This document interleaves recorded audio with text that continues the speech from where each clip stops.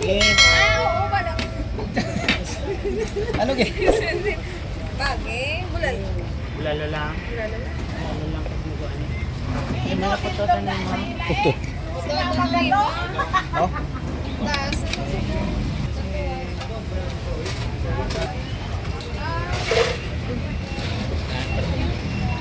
Okay.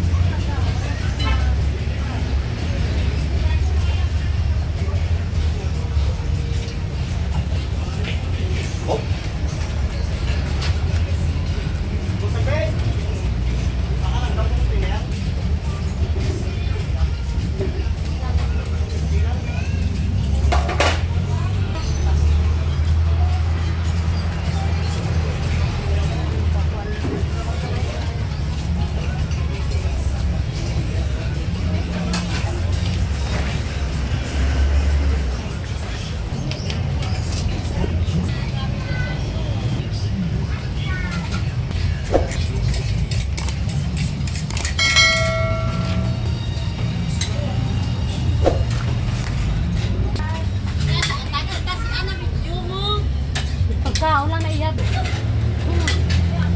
Huwag mo na. Pagkain lang yan eh. Saan po ba yung masarap na pagluto? Sa uling na pagluto o sa paggamit ng gasol?